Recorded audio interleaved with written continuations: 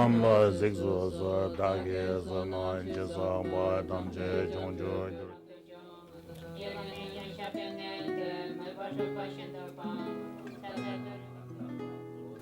name is Richard Temps, and that's my secular name. I'm assistant and attendant to Lama Lodro Rinpoche.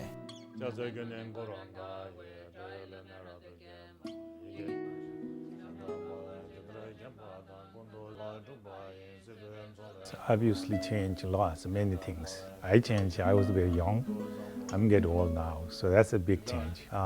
Tibet has most of the authentic teachers they call Lama. So they call, not Buddhists, they call the Lama religion. So not Buddhism, they call Lamaism, you see. So that much unknown then,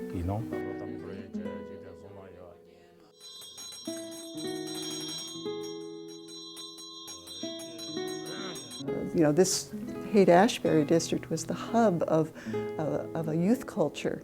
And it was very exciting for these students to want to study. Maybe many of them had read Shangri-La, or they'd had some very romantic notions of Tibet.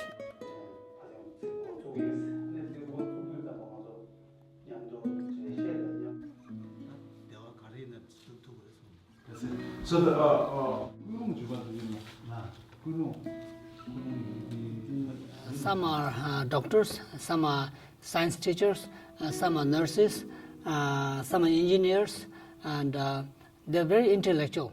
They want to know more about the Buddhist philosophy, Buddhist way of thinking.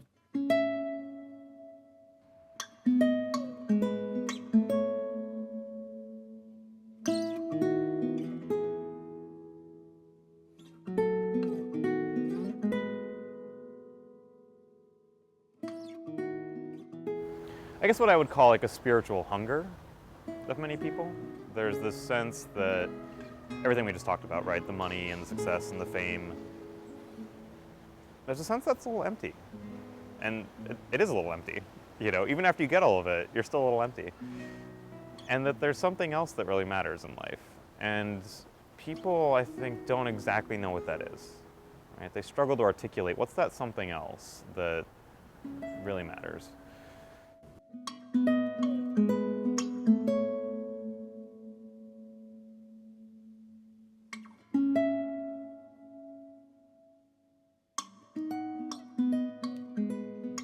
The way, if I were to define Tibetan culture, the way I define it is it's a culture, it's a national obsession with wisdom and compassion.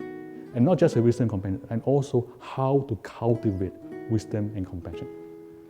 And so a lot of these masters, my friends, Mingyur Rinpoche, His Holiness Karmapa, they all live that, right?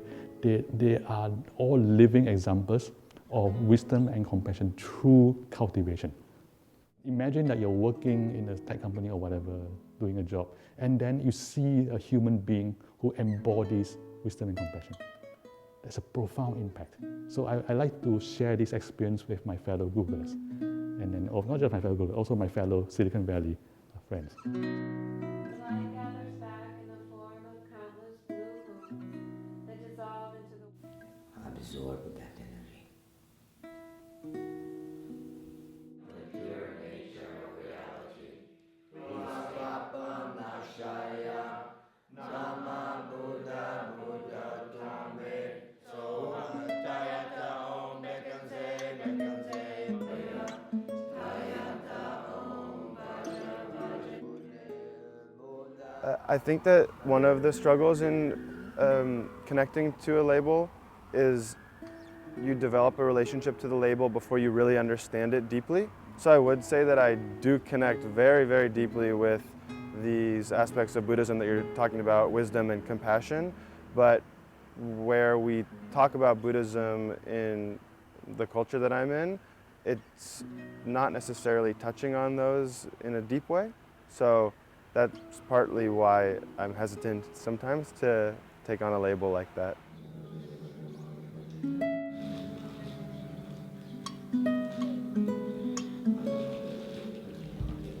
I think it's become more current. I think people are more aware of seeking, something like this, but I still think there's a challenge of how to do it. How do we integrate it? There's lots of things being tried. We do mindfulness in corporations and, conferences, and lots of people talking about it. But I think that the integration of what I would call, say, corporate life or Silicon Valley life, the integration of Silicon Valley life and what we might call spiritual life or philosophical or contemplative life is at its infancy. And we're playing with different ideas.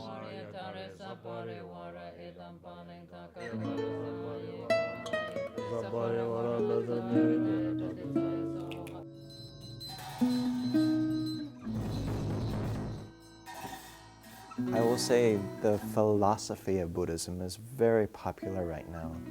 It makes a lot of sense. But the practice of Buddhism goes much deeper than just, reading a couple things. You need to, if you really want to benefit by something, you have to really engage with it. And that's actually not too popular.